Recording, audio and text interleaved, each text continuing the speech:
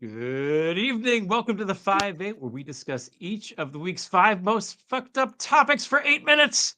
5 topics, 8 minutes, 2 hosts, guests, some singing, a lot of curse words, and as many cocktails as we deem necessary. LB, how are you? I'm well. How are you doing? How was your Thanksgiving? It's been a little bit. I guess it was okay as far as I remember. Yeah. A nice time with the family. Watch Wizard Yeah. of Oz Thanksgiving night. Perfect. Which was kind of interesting and in light of that. But otherwise, I don't feel festive for the holidays this year. I'm not feeling it. Yeah. We didn't do Halloween. My birthday was like, whatever. Oh, yeah, your birthday. Yeah. Yeah. I think I forgot your birthday. I'm gonna make it up to you. Yeah, that all went by. It just sort of floated on by everything. Yeah. Yeah. Yeah. Yeah. And And I here think we are we're in December with the snow. So it's great. I think we all know why it's floating on by. I think Yeah, yeah, yeah. yeah, it's Yeah. pretty obvious why. Yeah. So And also I think it's been helpful to just sort of go checking out see for a little bit. I certainly have needed to just turn everything off. If you're on the blue sky, hopefully everybody's on blue sky now. That's also been a different thing since we were last on. All of a sudden, blue sky, everybody's on blue sky. So that's been kind of yep. fun. Yeah. Um, and I'm just posting about animals. That's it. A little bit of other things. I'm like retweeting cute goat videos. This is what I can handle. I can't handle these, a little bit of politics here and there, a little bit of discussion. Not that I won't be in the whole thing eventually. I just, you know, need my time. Need I some think we're all doing that. I think we're all kind of like you know, marshaling our forces and kind of preparing yeah. emotionally for whatever it is that's going to happen come January. Yeah. So, you know, I don't know. Yeah. I don't know. I don't know. Maybe we should just get right into it. You want to just get right I into think it we should tonight? get right into it. Let's get I'm right into I'm it. happy to be back with everybody. Hi everyone. Hit that like button, hit the subscribe, join if you're not a member. We are going to be having an after hours tonight. So because we've been gone for a little bit, we were gone for the holiday at least. So if you're a member and you've joined, you'll see in the YouTube page you'll be able to click on another link that takes you into our private channel, and we'll just hang out and maybe spill some tea and talk about a couple things. I know you've been reading up on an interesting book. Yeah, I want to talk about the Chris Steele book You because wanna talk about the Chris it's Steele book? very, very, Yeah. very, very good. It's very Yeah, good. yeah. So it'll be a good time. So, Yeah. stick Sure. with us going into the after hours, but for right now, let me put 8 minutes on the clock and let us talk about what everybody in New York, being proper New Yorkers, at least myself now, what are we all talking about? I think across the country, everyone's talking Um, about this story. you mean Hunter Biden's pardon? I think we should talk about that for Oh all god, I 5 can't. topics. I'm Yeah. joking. I never want to hear about it again. I just can't. Okay. Moving on. What you're talking about is the assassination, the Yeah. execution, the mob-like killing of Brian Thompson, who's the CEO of United Yeah. Healthcare in Manhattan. And the guy who did it got away. That's the thing. The whole thing is like it is kind of crazy. Usually when something like that Right. happens, they catch the guy right away, especially if Yeah. it's in the middle of New York where there's a lot of In the cameras and a lot of day. people. Yeah, you know, And and they've got it looks like footage of him riding a bike and getting off the subway, like doing all kinds of things, people talking about the hostel he was staying at. So I only caught a bit of the news. Of course, I saw the image, the I'm sorry, I think it's terrifying. I, I do. it's terrifying. I You know, you it, know, yeah. and the listen, for me, the other thing that's kind of terrifying, but also um, stupid, is just that the discourse around this. All of a sudden, this is sort of, who's the bigger murderer, um, and forcing a discussion about our healthcare system, which is that's worthy of a discussion, but it's that easily weaponized type of discourse where everyone's just going to run to their corners and into their camps to either, to politicize this in a way that's not, it's the typical way that things get, I feel like get infiltrated and fucked up in a discourse, but not necessarily in line with like, are you Republican or Democrat? Not that kind of politicizing, but just sort of, I'm going to carve out this stance, and this is my frame for this assassination that you see people taking on, and there's all different kinds of things, right? But all around, would you celebrate the death of this man who was gunned down? This is an American citizen gunned down on the streets of New York. I understand the argument. I'm hearing it. I have been through my own health journeys. I get it. I understand how people are driven. You've been making this call for years, Greg, saying it's going to get to a certain place in this nation where people are just going to take matters into their own hands. And, we're going to see this sort of vigilantism. It just, I don't know. I'm just very disappointed in the discourse around this yet again. I am. I was surprised about how many people were very publicly cheering it.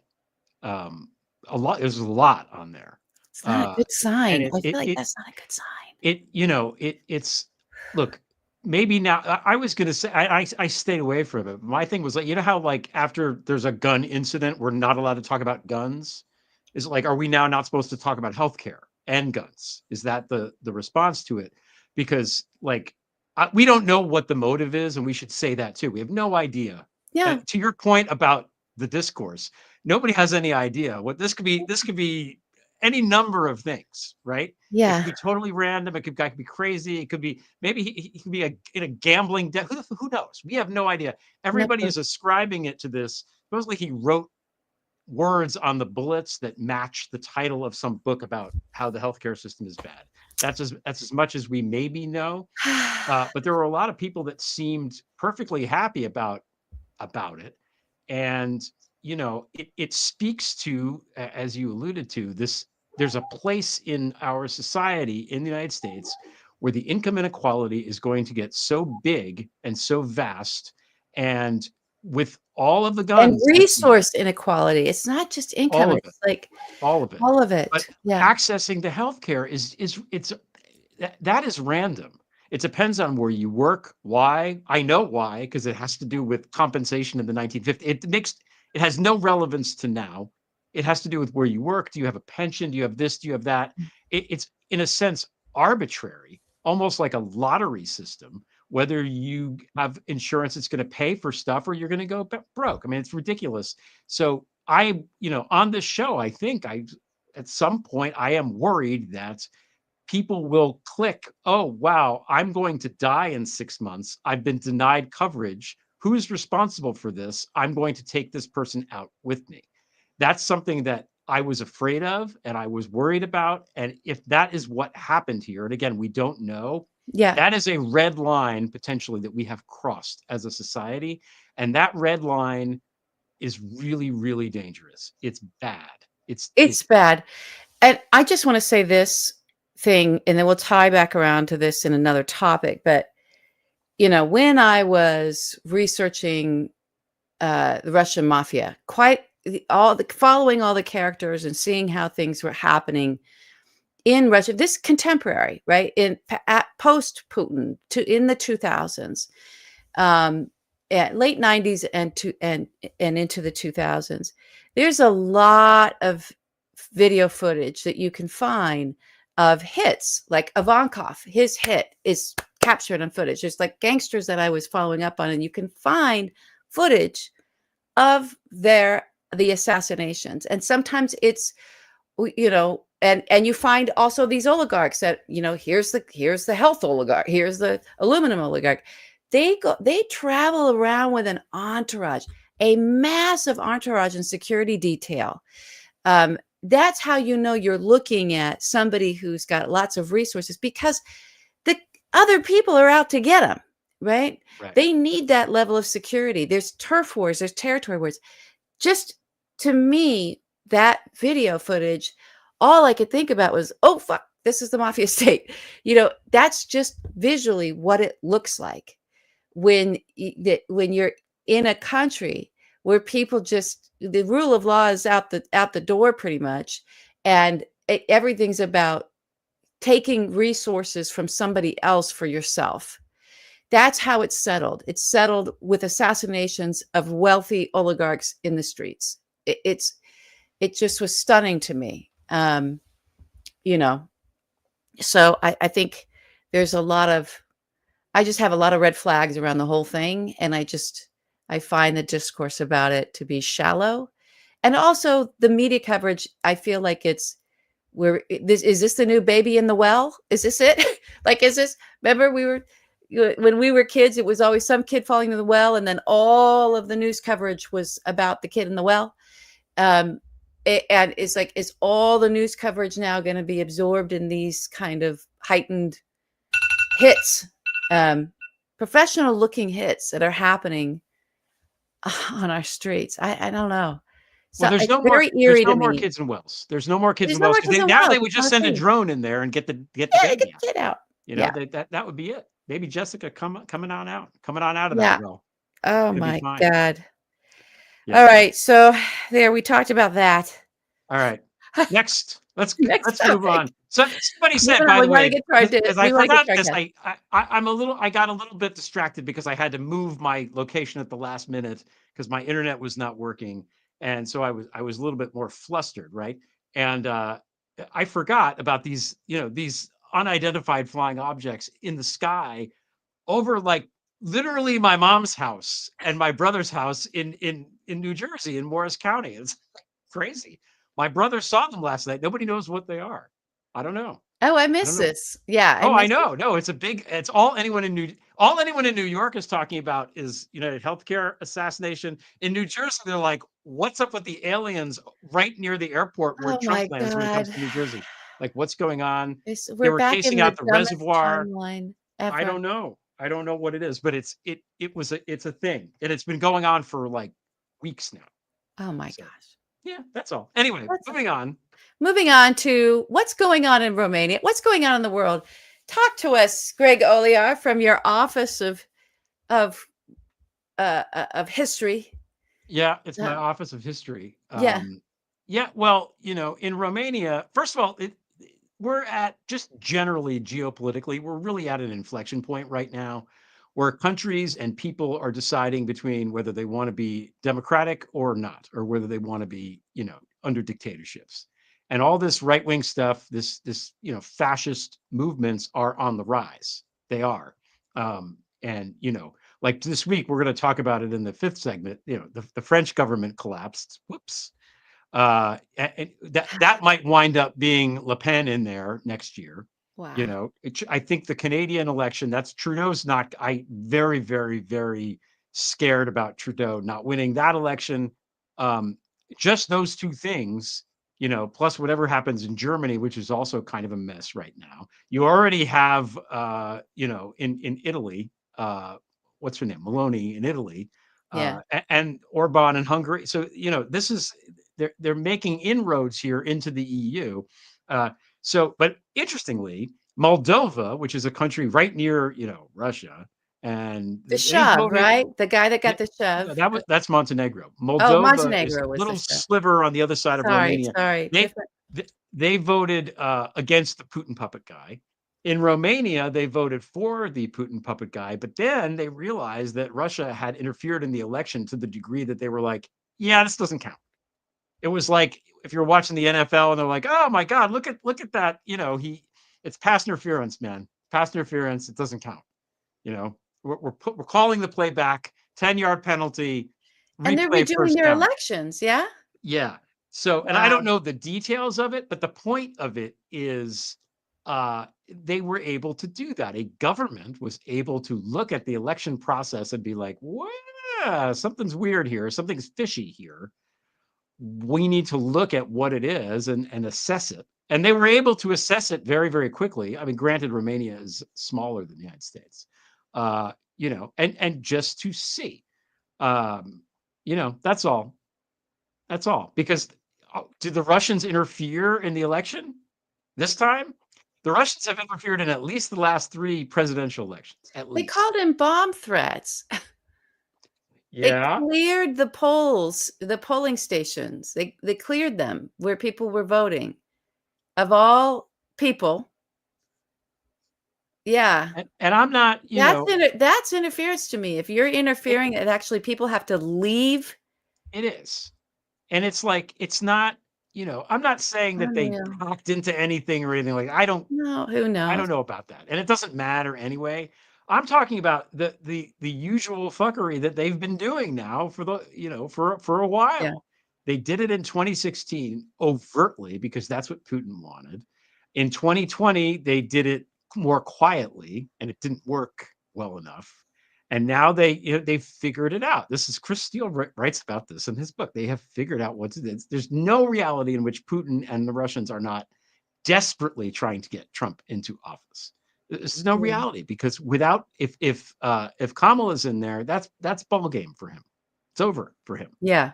Now he gets, Trump comes in there, Ukraine probably loses, and then, Putin is seen in a whole new light. So, And also the sanctions, lifting those sanctions has been that too. Yeah. Yeah. The pressure point. The people want they want their money. They want to travel here. They don't want. By the way, did we know what happened with the FBI investigation and DOJ investigation into Deripaska? Did that just vanish? What happened? No, we never heard about that. He's an interesting guy. Like I feel like he's like, I don't know. I think if given the druthers, he would move to the United States and be perfectly happy, not ever going back there again. Well, he tried to get into the U.S. He even said he knew where Bob Levinson was being held, so that he could try to get a visa out of that. So, oh boy, you're right. I forgot about that. They raided the house, and we never heard anything about it. They also raided the house of that guy in Florida on the day after the election. We never heard about that either. There's a lot of house raiding and no hearing about it. So I don't know. Maybe our guest can help us understand why investigations just go poof when it comes to people who seem to have ties to intelligence in other countries. It's very interesting. It's very fascinating. Speaking of which, one more thing before we move on and bring him on. Gal Suburban did a lot of work on this executive order 13848, right, which Trump did to kind of give there's this whole thing. That executive order is still relevant. It's still current. Biden renewed it. And it says that not later than 45 days after the conclusion of a U.S. election, the director of national intelligence, which will be Tulsi Gabbard maybe down the line, in consultation with the heads of any other agencies, blah, blah, shall conduct an assessment of any information indicating that a foreign government has acted with the intent or purpose of interfering in that election. So within 45 days from election day is December 20th. So Biden, theoretically, is going to get some kind of report on this. This is something that he should get, as if I'm reading it correctly. What will happen with that?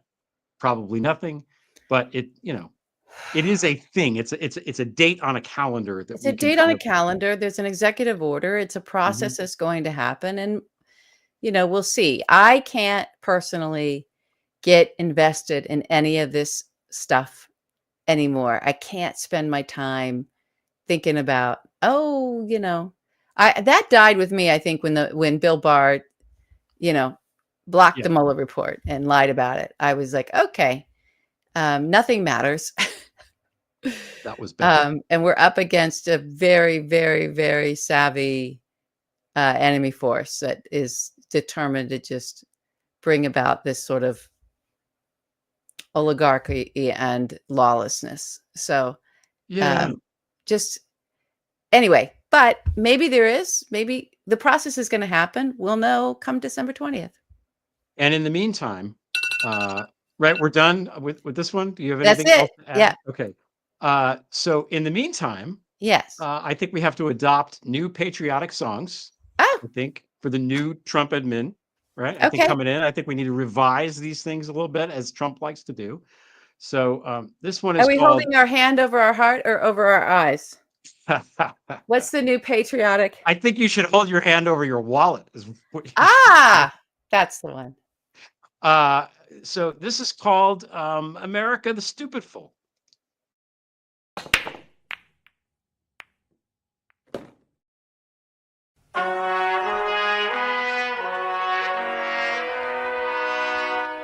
A criminal, a predator, a long-time Kremlin tool. The heartlessness, the artlessness, he could not be less cool. America, beware of the apartheid Nazi schmuck. Trade liberty for tyranny. I mean it, what the fuck?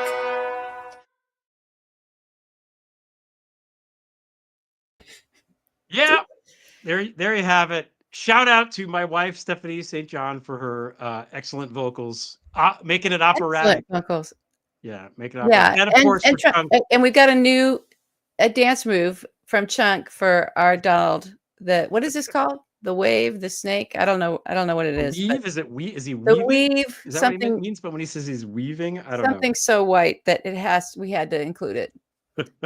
That's what it is. All right, let's get on. Let's get on with it. Our guest is the national security contributor and columnist for NBC News and MSNBC. He was the assistant director of counterintelligence at the FBI. He wrote a book called The FBI Way, and his new book is called Long Haul Hunting the Highway Serial Killers. Frank Figliuzzi, welcome back. How are you? Hey, listen, that was a stellar musical performance. Kudos to your wife.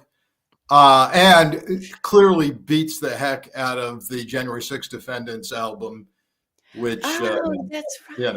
I'm all for. But yeah. Yes, we're in a new era of patriotism. Yeah.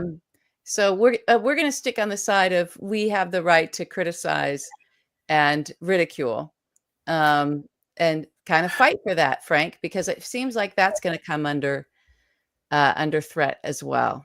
No question about it. No question. I mean, look, Olivia Troy has made it clear publicly now that she's the subject of a threatened lawsuit from Kash Patel for daring to criticize him publicly. So that's where we are. Oh my God. That's a good segue into the first question here, Frank, because now you wrote a book called The FBI Way, and when you heard Kash Patel's name being floated around as the director of the FBI, is he congruent with the FBI way at all? Is there anybody less FBI way that we could possibly find than this guy? What did you think when you heard this news?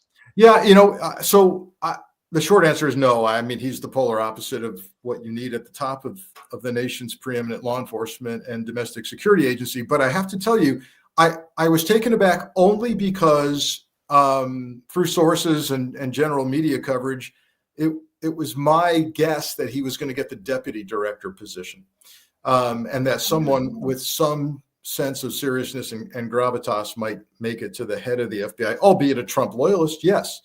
But so when I heard he was actually being nominated for director, a real problem. Why?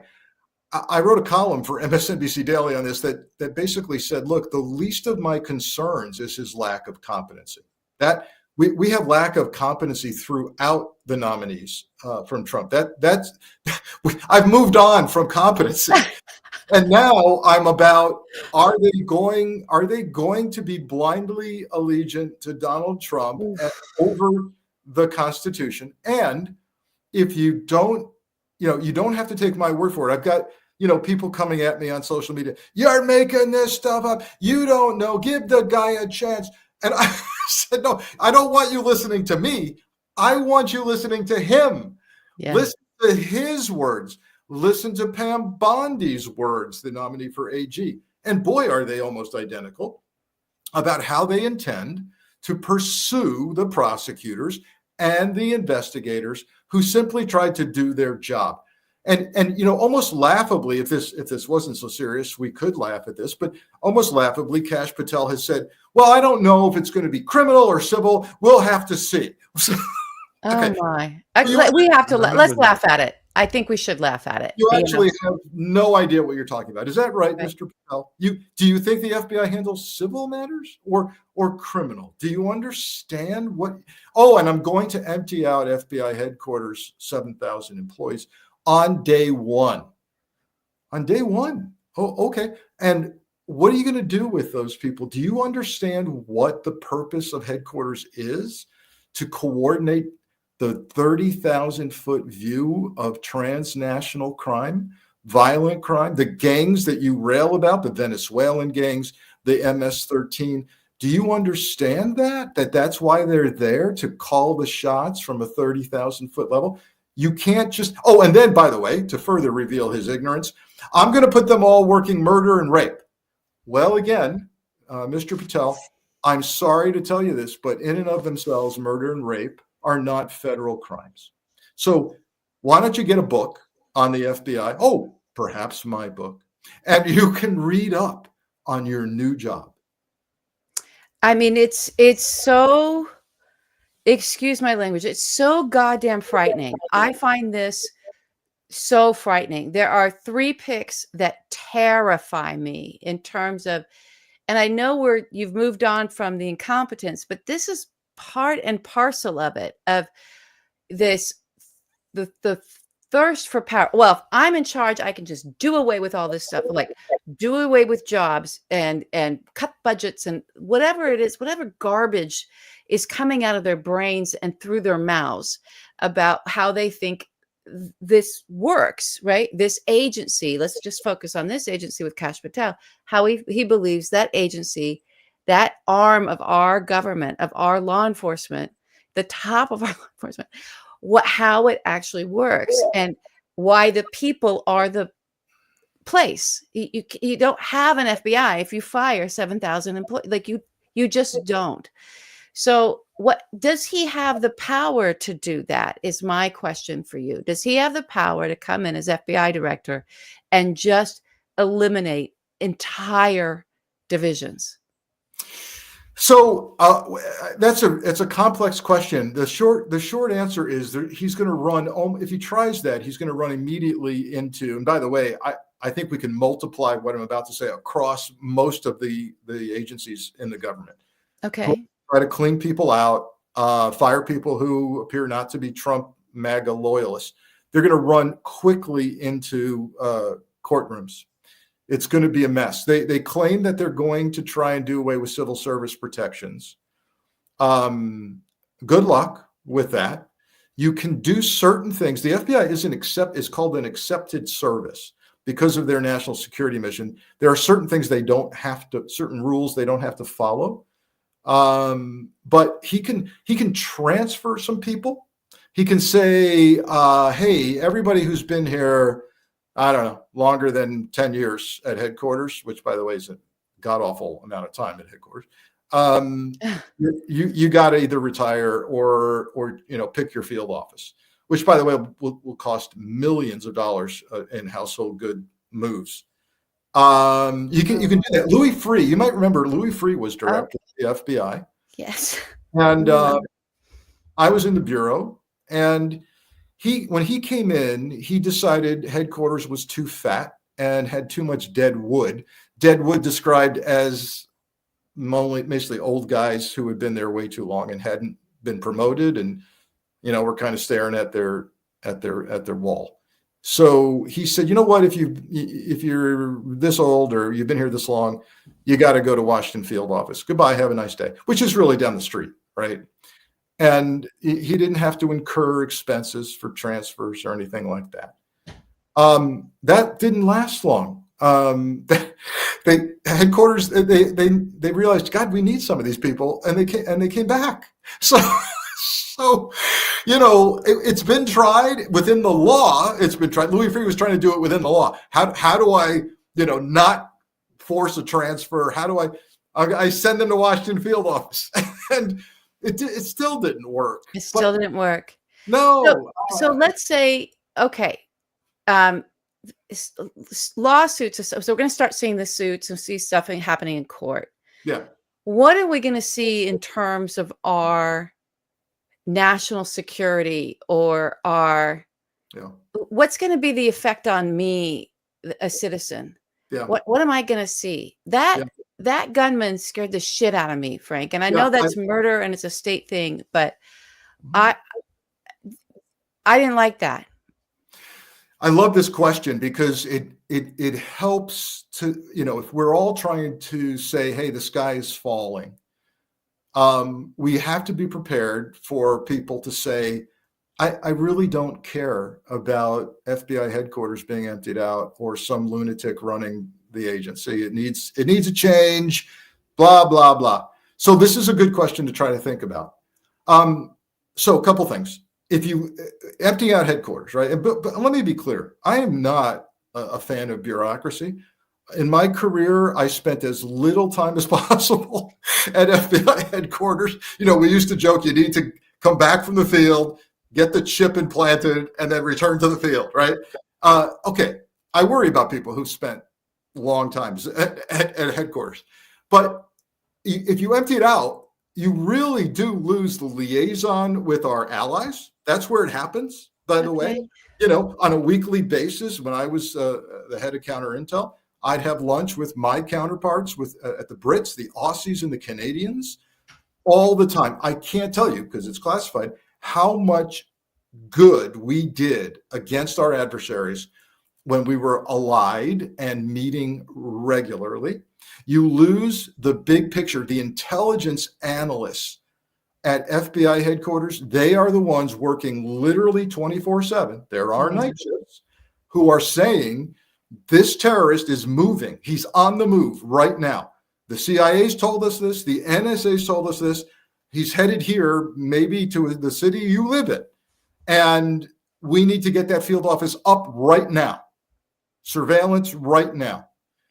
All of that will be lost if you just have a soundbite on the evening news. I'm emptying out headquarters. This is where your community loses that ability to tackle a transnational gang, organized crime family. An immediate threat. Well, the organized crime stuff, to me, it terrifies me, because if we're not, I can see a resurgence of all of that. I really can. I think Sure. it's Particularly of the it'll Russian come back variety. quick. By the way. Yeah. the what? The Russian variety of organized crime. Oh yeah. But let me just Cause. pose this in terms of the community impact as well. Don't forget, it's traditional that every U.S. attorney, including yours, is going to get replaced with a new administration. That happens. Most of them have to go. But now imagine each of them being a Trump MAGA loyalist. They are the head of law enforcement in your district. And here comes the FBI special agent in charge of your field office. And there is a lot of what I call rumint going around that has some credibility to it, that they are pondering, even as we speak, this Trump administration, how to kind of take over the field offices of the FBI. It's one thing to say, I'm going to attack headquarters. But when you start thinking about, hey, maybe we now have kind of a loyalty test for agents in charge of field offices. How about, this is another piece of rumit. We're going to take chiefs and sheriffs or detectives who are MAGA, and we're going to deputize them. Maybe some of them are already deputized as federal agents because they sit on FBI task forces. A lot of cops on FBI task forces, already deputized federal agents. I used to deputize these guys and gals all the time. It was quite a privilege, and they were thrilled to be deputized, a major feather in their cap. But now, you know what? We need cops overseeing the FBI. We're gonna, like, someone's gonna sit alongside that special agent in charge and really look at the case openings and the case closings And do you think that a corruption case is going to get opened in your town on a Republican mayor, governor, member of Congress, county commissioner? Hell no. How about Tulsi Gabbard telling the FBI, hey, no more Russia counterintelligence cases? That's bullshit. We don't do that anymore. No. That's the kind of impact that field agents right now are talking about amongst themselves. Like, is someone going to tell us the cases we can and can't open? Is that happening? So what can they do? Nothing. I mean, I'm sitting here in my brain. All I can see is Alexander Litvinenko coming out and holding a press conference in Russia. For those of you that don't know, he was kind of like the deputy in the organized crime division of the FSB when Putin had taken over.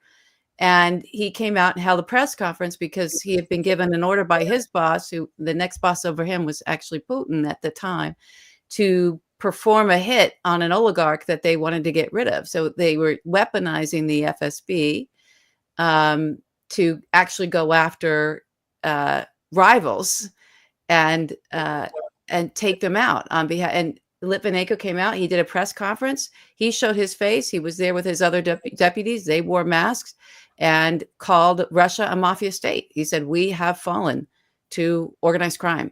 You know, the people running the FSB are actually in cahoots with the gangsters. Yeah, sure. So he was brave enough to do that. You know, I was sitting around waiting for the 4 years when Donald was in president for someone at the highest levels of intelligence to disclose what they knew about him. And nobody did, right? It was up to reporters, and that failed, you know. So, like, that's it. The FBI just becomes a protection racket. You know, this is something I've been on TV all week on this topic, and on of course the murder in Manhattan, and even what Greg brought up is the drones in New Jersey. It's been a busy week, but this corruption angle I have not been asked about yet, and I think we're looking at a recipe for corruption across the law enforcement and intelligence agencies, because for one reason, you know, Trump has a disdain for inspectors general, a disdain for them, and has said repeatedly, I'm either doing away with them or I'm bringing them under my supervision. So when good agents and employees want to expose a constitutional violation or corruption, and they typically would run to an IG, I don't think that's going to be an option. I don't. And I think it's going to be get the job done at any cost. I mean, you remember Trump famously saying at some rally he was with where there were a lot of police, and he said, you know, hey, don't be don't be kind when you arrest these guys. Hit their head on the car. Right. You don't need to protect them. Yeah, exactly. Now just put that on steroids in terms of not just physical abuse of suspects, but do whatever you need to do to get the goddamn job done. And I think that's where we're going to be headed. I think so too. What is the budget of the FBI, Frank? Do we know? Last time I looked, and it's been a while, 9 billion, 10 billion. So whose pocket is that money going into? If you get rid of all the employees, you get rid of all the things, I don't think the budget's changing. They'll probably ask for even more money. Oh, they're way underfunded right now. They're way underfunded. They're way underfunded. And Doge, you know, our good friend Elon Musk and his buddy Vivek are going to cut the bureau. You know that, right? Yeah. They're going to. But I don't think our tax dollars are going to. I don't think they're going to. All of a sudden, we're going to pay less tax in the middle. You know, it's like, so if this is what happens in an oligarchy, right? This is it. Public funds get funneled into some dude's, always a white dude, into some white dude's pocket. Yeah. So. Maybe they'll go to NASA. Maybe all those FBI funds will go to NASA to pay for Elon to go up in the air again. Man, he handpicked the new at NASA director. Yes, he did. Oh my God. There's something else that the FBI has in its possession, and that's, you know, files and stuff that are confidential.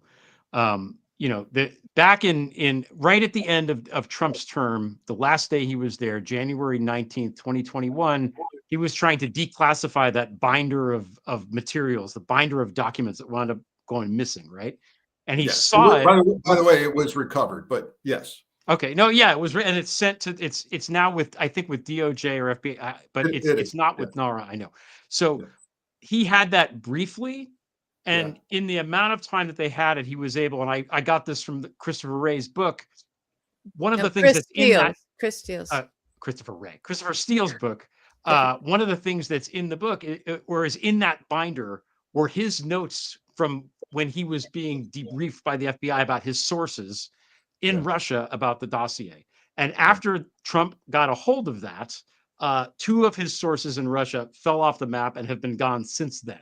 And that was 4 years ago. They've not heard from them since. Now, Pash Patel was designated by Trump to take care of his records in, like, I think June 2022. And the only thing that he did was go after this binder. So another thing to your point, LB, about raising money is that they have a lot of stuff there that is valuable. So what happens to that? That's another, is that a big threat? Am I crazy to be worried about this? Well, if we're going to talk about Kash Patel and files, let's not forget that Kash Patel assured all of us that he was in the room when Trump declassified all of the Mar-a-Lago. Oh, that's right. He just thought about it. He talked about it, and therefore, All right.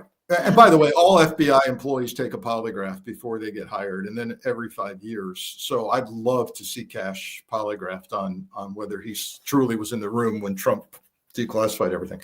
But let's move on. First day, Kash Patel's first day at the Hoover building, 7th floor. His admin, who Lord knows who that's going to be, says, "Sir, here's the cafeteria, your coffee. What can I do for you? I want all the files on Trump. Every file that mentions the word Trump, I want it on my desk." I guarantee you that's one of his main purposes or assignments from Trump. Tell me everything they were doing and who was doing it, and everybody that's under investigation that I would care about. That's number one. And I think he's gonna pick his own deputy director. By the way, we haven't talked about the further breaking of norms because we're so used to it, but the deputy director position runs the FBI every day, right? That's a career FBI agent, always career FBI agent. They're not going to do that. They're going to first of all, they're going to fire Chris Wray, who, by the way, hasn't finished his 10-year term. Right. Donald Trump will become the first president in history to fire 2 FBI directors. There's nothing wrong with Christopher Wray. You can like him, you can not like him, but you're supposed to fire the director only for gross misconduct. So we're going to have to gin something up. I suppose Christopher Wray's gross misconduct was going to Capitol Hill and saying that January 6th was an act of domestic terrorism. That's cardinal sin number 1. So he'll get all the files, Greg, and he might expose them all, and maybe even put more people on his list, like the agents who simply are trying to work for a living. And that's a deep concern. I've got friends on that list of his that's in his book who have wives and kids, and they're less concerned about the legal side of this concern. Like, yeah, go ahead. I didn't do anything wrong criminally. You're going to make me get a lawyer. Okay, but good luck with a grand jury because I did nothing wrong. You know what they're more worried about is the parallel side of this, which is safety and security. Once you tell the MAGA faithful that this person is a traitor, this person was anti-Trump, this person's deep state, now you've got a safety and security issue, and it's going to get really bad for people, really bad. Okay, so I'm so worried about that, and I'm of a couple of minds about it, but I think where I'm at presently, and you correct me if I'm wrong, is that truly tremendous courage is required for everybody. Do not kowtow. Don't kiss rings. Don't, if anything, laugh at it. We need to suck the power out of this thing. And instead of giving it more with fear, because the inertia of it, the contagion of it, is what is so dangerous. And I almost feel like we can, if people were just on the same page that are facing his threats, if we just, and all of this stuff, if it just call the bluff, you know, laugh at him, call the bluff, show up, don't be intimidated. I feel like it's a house of cards that will collapse. Eventually. But I could be really wrong. And if I'm wrong about that, then it was going to happen anyway. Yeah. You know, so. I've been telling folks, and you know, my phone is ringing. Sure. Talented people at the Bureau are trying to get out now. And I'm telling them, are you sure? You sure you don't want to stay and fight? And these are people who are eligible for retirement. So I get it. I totally get it. But my advice to folks is stay if you can and uphold that oath you took to preserve, protect, and defend the Constitution. Remember the FBI's motto, which is fidelity, bravery. You mentioned courage, fidelity, bravery, and integrity. Yeah. That's going to be needed more than ever. And for those who hear this and say, Frank's upset that his beloved FBI is going to get changed. No, that's not it. Shake up bureaucracy. I like to think as a leader throughout my assignments in the Bureau that I shook things up. You know, yeah. My least favorite answer, of course, when I was in the Bureau was, we always do it this way. No. That's great. You know, I hear Kash Patel and others being referred to as disruptors. These are not disruptors. These are destroyers. Arsonists. Yeah. They're going to set fire to the institutions that embody our values. So, you know, if you're in there, hang in there. If you see constitutional violations of law, it's the other thing, though. This is going to start out fairly subtly, the things are going to go away. We're not going to see some things happening that we can say, aha, that's it. That's a violation. What's going to happen first are our programs are going to go away. Domestic terrorism is going to be kind of defunded, those units, sections.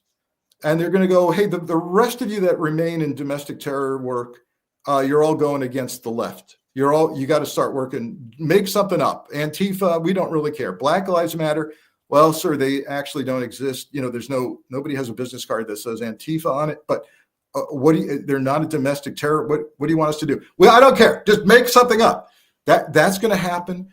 A real concern of mine is civil rights investigations. Do you know the number 3 priority?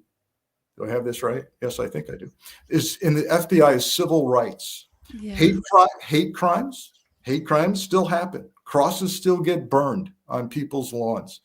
And under civil rights also is excessive use of force by police. You think that those cases are getting opened? I don't think so. No. Prosecuted? Probably not. Cops beating people up for fun? Doubt that's being prosecuted. So, I mean, we won't see that though, right? We'll be like, yeah, what's going on with that? What happened? And then I've got to bring up that we've seen this before. You know, the past is prologue, as it says on the National Archives. Where have we seen it before? An FBI director, corrupt, spying quietly. We only find out about it years later. Spying against J. Edgar Hoover. Yeah, I did a whole thing about him. Yeah. And a thief, you know, and a thief on top of it. And people go, oh, he was rogue. No, he wasn't rogue. He had 2 presidents who told him to keep going. Lyndon Johnson and Richard Nixon. And then people are shocked to hear that even Attorney General Bobby Kennedy was totally on board with investigating Martin Luther King. So, you know, Hoover famously drafted a letter to King, as you know, suggesting he kill himself. Illegal wiretaps, no court order, planting evidence, planting bugs, getting the Black Panthers leader murdered in Chicago. Yeah.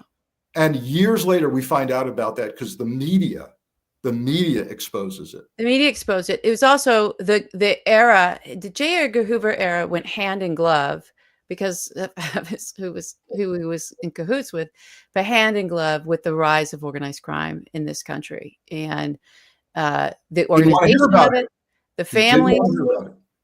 Well, he's got a lot of stuff with them, right? There was a lot. So there were a lot of deals being made. There was a lot of, we'll give you this guy, you give it, I'm gonna look the other way, and you guys run your rackets. So Yes, it pretty was much. up to the Treasury to hunt those guys down. It was up to other divisions of law enforcement Yeah. to hold them to account until we got to, the 80s. It just took that long. And by that time, the 70s and 80s, the corruption was so massive. You couldn't have a small business and not be in certain areas of this nation and not be paying for protection. It just, that's all going to come back. There's no way it doesn't come back. It's I don't see how it doesn't come back. Yeah, It can come back. It can come back in droves. In droves. in droves. Yeah. Good That'll luck be fun. hanging on to your pensions. But at least the media is better now. Oh wait, never mind. Oh, Never wait. mind. Scratch that.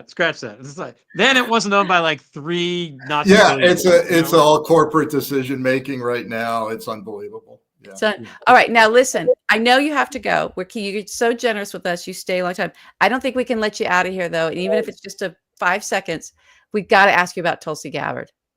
Oh, I'm not sure Tulsi can spell DNI. I'm not sure. Look, I'll say this. Of all the picks, she deserves the deepest FBI background investigation. The Senate Judiciary Committee needs to hear the story of Tulsi Gabbard. And if you say, Frank, well, what's the story? Well, that's just the problem. There's something there, and we need to know it. Why is she embracing Putin? Why is she embracing Bashar al-Assad for the time being, if he's still alive? Who paid for the trip to Damascus? Really, some of the reporting is that that trip was paid for by the Syrian Social Nationalist Organization Party. This is the oldest terror organization in history. They're responsible for bombings and assassinations, and they allegedly, I say allegedly, paid for her trip to Syria. She's someone that, it's been reported by at least ABC News that she regularly consumed her news from RT, the Russian news outlet. Someone then told her, you got to stop reading this crap. It's misinformation, disinformation. She kept reading it and kept passing out the articles to her friends. Something's wrong. And so what could that be? It could be just she's incredibly naive and will buy whatever story someone tells her, take whatever trip someone pays for. That's dangerous. She's in a cult. And I think, I know you can't say those kinds of things on traditional media, but it is, and it's a cult. So there are witness statements, numerous member witness statements that there's an abusive scenario with this, and I'll just say that people need to look at what that is and where her and what this sect leader of hers, the power he holds over people, I think is something that's worthy of discussion. Yeah. Yeah. His name is Chris Butler, by the way. Go ahead, Greg. His name is Chris Butler. I wrote about it, Frank, either last week or this. I can't even remember. I've lost all track of time.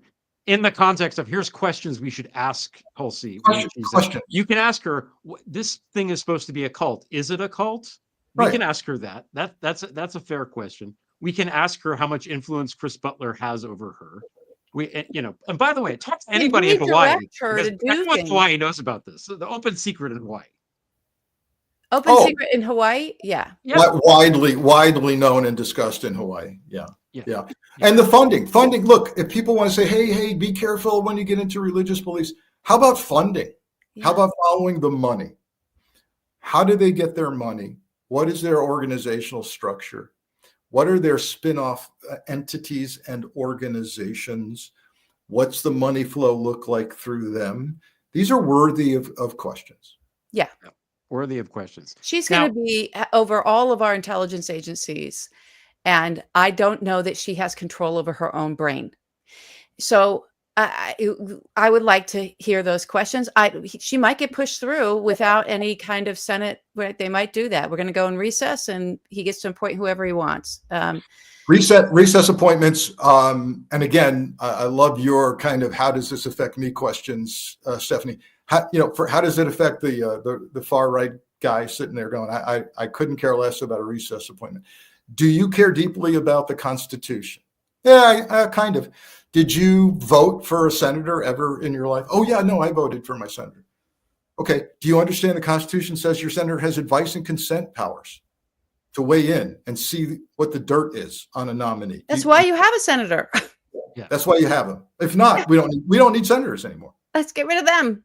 Yeah. Let's just use Elon and Vivek. Yeah. They'll tell us. Or as Senator Tommy Tuberville said, that's not our role. That's not our role to vet candidates.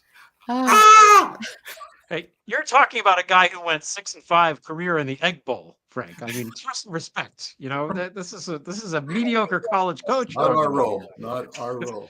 Okay. Before we let you go, how is everything going with your book? Talk a little bit about your book. Talk about Long Haul. Long Haul before we let you go. Oh, you're very kind. Look, real quick.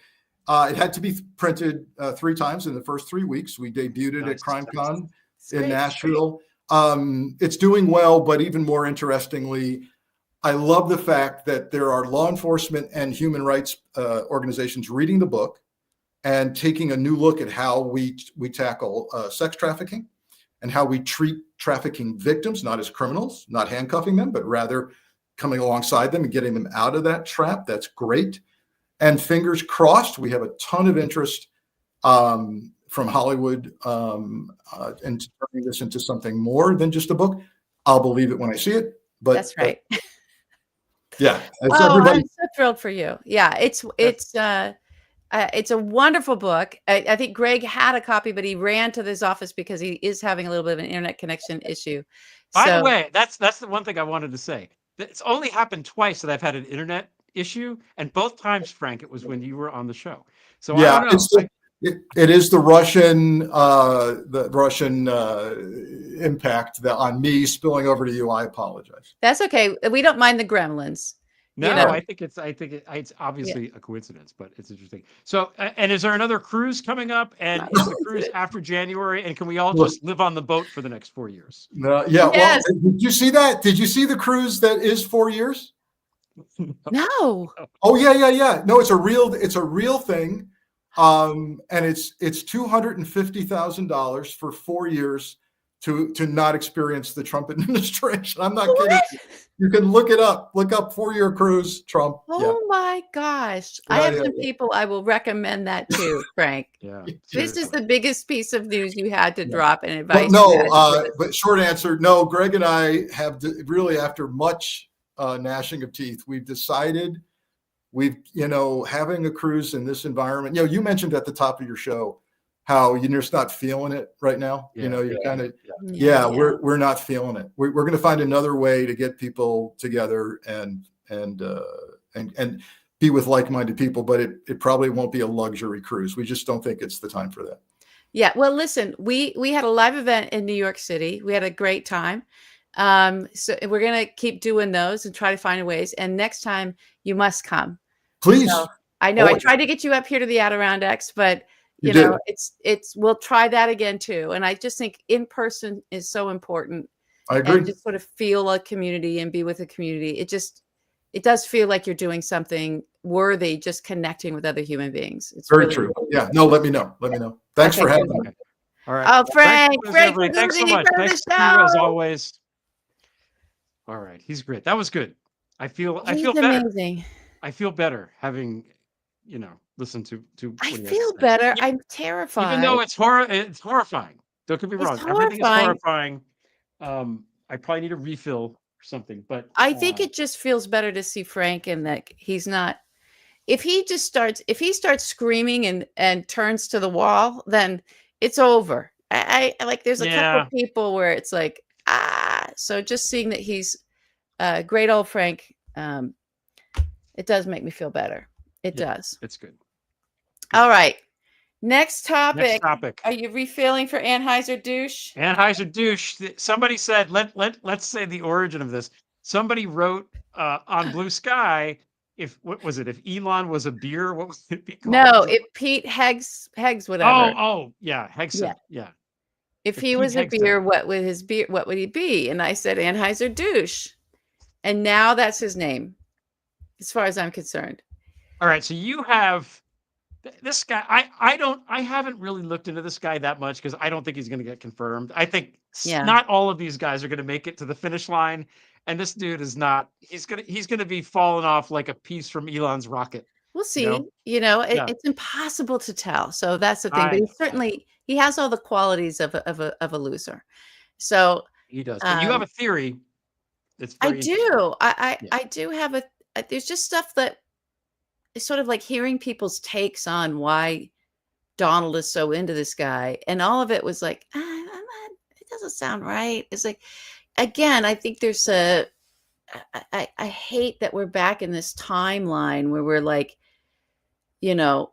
having to pick and choose which take on Donald, because there's like 8,000 of them, right? Because he's captured the discourse so thoroughly, and he's so abhorrent in every way, and he's so extreme in every way that everyone has an opinion. Does he have dementia? Is it about his ego? Is it if you flatter him, you get his blah, blah, blah? Is it because he's casting his show and the guy looks good on Fox News? These are all the reasons. And I was struck by somebody saying that, I think it was like a Maddow clip that was like, this is why vetting is important. If you vet, and I'm like, you think they don't vet these people? This guy, Donald Trump, used to get compromise on his friends, and then play it for the wives so he could sleep with the wives. This is what we know about this guy. He grew up at the knee of fucking gangsters, of heads of crime families his daddy was fucking fronting the money for. This is not in dispute. This is all recorded fact. This guy, he vets. He's looking for these qualities. So I was like, what is it about this guy that's got a quality? Okay, looks good, Fox News, yes, complimented him, but this shallow commentary that's where it ends with Donald, and he doesn't know. Oh, I didn't know any of that. Bullshit.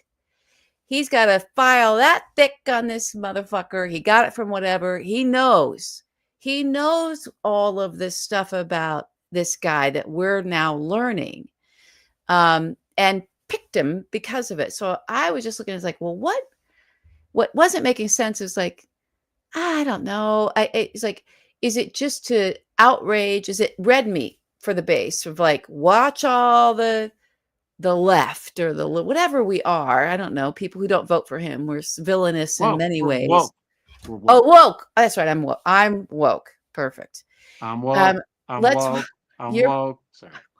You're woke. Let's watch them all. Watch how they all react to him.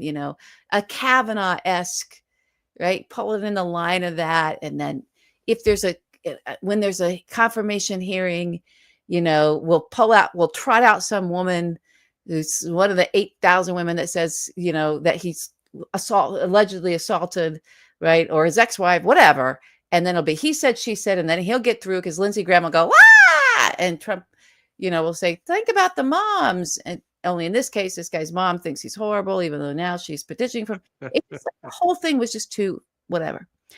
And then it just doesn't make sense. And then, boom, it comes out that he stole from Veterans Associate, like the two, allegedly. They fired him. That's not allegedly. They got rid of him because funds went missing. This guy was in charge of two nonprofits, was it? One or two that were veterans nonprofits, and for just misconduct and mishandling of funds and all of that. And I'm like, that's it. What's the budget for the Department of Defense? It's the biggest budget we've got for our military. And I say it again, Vivek, we've got the douchey, the douchey doges, We've got Anheuser douche and we've got spaceship douches. And, these, oh God, there's no way they're going to cut all of these, departments, divisions, rip the money out of all of it. That's what it is. If you're getting rid of jobs and you're getting rid of employees, you're getting rid of all of that. You're getting rid of the waste. Well, that's all money. That's what it is. It's allocation of funds. So all of the places that the funds were going are gone. But do we think that the budget's going to go down? You think our tax dollars, we're going to all of a sudden not pay taxes? This is what it is. The rich motherfuckers the billionaires have not had to pay tax for years. That's been going on since Bush, badly, right? And it carried through. We had that horrible housing crash. They made out like robber barons. They don't pay tax. They don't pay tax on their companies. Jeff Bezos pays zero tax. Amazon pays zero tax. These people pay no tax. So what's left? He can't have them pay any less tax than they're paying. They pay no fucking tax. What do they need? They need the money coming into their pocket. They need to now make money. Great. I don't have to pay my taxes, but I think I should actually make money from the government. We're still going to be taxed. We're not going to have any of the shit that we need that we pay the taxes for. So what is that? Where does that money go? And who knows how to steal? From the military, from veterans. That's the qualification. That's my theory. Yeah. That's why he's a winner. Trump keeps talking about him as a winner. This is my guy because he's going to get in there and loot for me. He's a racketeer. I'm sorry. Come and get me, Kash Patel. Donald Trump is a racketeer. He is. He's a fraudster. It's a fraudulent university. His kids had a charity that he's part of. All his charities. He can't run a business in New York. He can't run a charity in New York. New York State is going to take $400 billion from him because he's a convicted felon. Yeah. For election fraud. Mm-hmm. These aren't made up things. Yeah, they're not. This guy knows how to take money and shove it into his pocket. Doesn't pay his bills. Doesn't pay his vendors. That never pays. Doesn't pay his taxes. We know that. Doesn't pay his taxes. Yeah. So I think that's, to me, this is what we're really witnessing. We're witnessing pirates. Yeah. It's piracy. It's interesting that you bring up piracy because I was thinking about that today, thinking about pirates here in my work office. Because we talk about pirates here sometimes. When the pirates came in the Caribbean, it was the same thing. They were like the turf war, the Mafia state. They wouldn't have called it that, but it's the same thing. They're fighting over territory. There's limited territories. They're really rapacious people and they kill one another to get what they want. That's right. Yeah. Although they set up governments in the New World that were the first democracies here. So they weren't all bad. Unlike the current pirates there's nothing redeeming about any of these people, I don't think. No. I just think it's a plot and a plan to just take all, because they look at those budgets and they think that money should be coming to me. Yeah. That's who these people are. Well, that should be mine. When you grow up in South Africa and you're deprived because your daddy only owns one emerald mine, it's hard to make ends meet. How can you afford to buy Trump NFTs if your father only has one emerald mine? These are the problems. These are problems that we have. Yeah. Yeah. I can't believe we're here. I know. All right. Take us out on a high note. What's announcements? Do we have announcements? Oh, our announcements. I don't have an announcement. I got a horse. We got a horse. That's a pretty big. My daughter doesn't want me posting about it. She doesn't want me talking about it. I understand all that. It's her world. I'm not trying to exploit it, but I did put some pictures up because she's so beautiful. So that's our announcement. Just a little personal announcement. And Aloe is fine. If anyone was worried about the pit bull, not getting as much attention because now there's a horse. The pit bull's getting even more attention somehow. Somehow the Pitlow she has figured it out, like these pirates. When there should be sharing, somehow she ends up with more. It's like my son whose birthday is on Christmas, and everyone's like, "Oh, you must be deprived." Like, no, he's not. He gets everyone like doubles down and triples down, and I feel so bad for him. And then in June he'll be like, "Oh, my birthday's in Christmas. Why don't we should have a half birthday?" Not anymore so much, but like it makes that fine. I'm sure the horse and the dog, all good. Everything's like, good. my kittens too. My kittens are grifters. They're just like, "Oh my God, we haven't been fed." You've been fed. You've been fed like 8 times. Maybe settle down. Don't come at me with that bullshit. Yeah. Do I have any announcements? I don't think I have any announcements. Yeah, I don't think I have any announcements. We're having an after hours. We are having an after hours. Say it again. Now's the time. Go ahead and subscribe. Join. We make it a very low threshold for people to come in. I've been seeing folks are gifting memberships, as our great community always does, which is also wonderful. And I am gonna change into my Christmas flannels or some kind of cozy. It's cold. It's cold. So I was thinking maybe I'd be too hot, but I'm not. And then we'll come back on. What do you think? Like 10 minutes after we're out? I had it starting at 9:45. 9:45, folks. Back Is that good? On the YouTube at 9:45. I think I can make it home. I think I can drive home and be back at 9:45 if we go. Okay, we'll wait for you to get back home. Even if I'm on before you, I can be on before you. Okay. I think I can figure it all out. Whatever. I'll try. Maybe I'll stay. I don't know. We'll see. Okay, we don't even need to do the timer because this is quick. But I feel like this is quick. One thing I want to say. One last announcement is that we are going to have some more content coming your way. I'm going back under the covers. We had house guests over Thanksgiving, and then it was just like, and everything was a little off. And then we were getting the horse. So I'll be back under the covers, and Greg might have some stuff for you guys. So that's why we want you to subscribe, so you get the alerts of when we're putting more content out there for you. Yeah, we're in planning mode right now. In planning mode. January rolls around, things might get like a little bit more, just a little bit. A little bit more. Just a little bit. A little bit more. A little bit. Yeah. All right. Okay. Quickly, I remember when Notre Dame was on fire and how horrible that was.